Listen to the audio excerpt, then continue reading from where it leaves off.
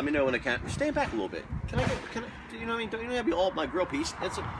Okay, camera's rolling. It's been rolling for 5, 6, 7 seconds. All right, so here we are. And then if we pan up and down this sidewall here, what we see is this is a stucco house. Now, a stucco house it's a good house. It's it's very weather sturdy. The roof on a stucco house really should be a very long lasting. So we go over here, and what we see is we see where it's all broken apart because the stucco has weeped up a little bit of water. And then if we look at, there was no edge detail down here, but that's for the stucco guys really. So what we do is we take an angle grinder. You could use a 7-inch. This is a 5-inch angle grinder with a 7-inch blade. Yeah, I know. No, I don't want to hear about the whole. You shouldn't have that, and you should have a guard. But anyway, long story short, so we make a chalk line here, and then if you look at the wall, you'll see the same chalk line. And then what will happen is we're going to go ahead and we're going to show you something here. We're going to go ahead and pull this out, one nice big piece, right through the lathe, and we got a piece. And then see, we look real close, and what we see is 3 distinct layers. We see a scratch coat, we see a brown coat, and then we see a top coat, which is where all the surface is. If you notice, the rise and fall of all these little plastering, visual details are all in this layer right here, which is maybe a little lime and a little white cement.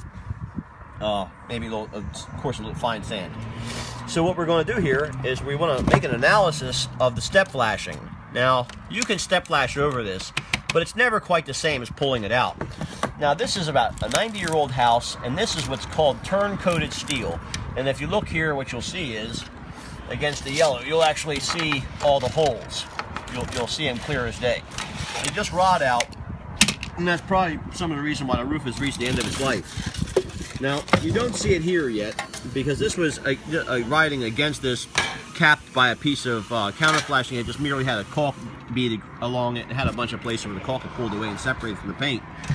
Very poor job at all. So what we're going to do here is we're going to pop out all this old turn-coated steel and replace it with, you see, look at that, more steel-coated flashing, just paper thin. It just crumbles to nothing.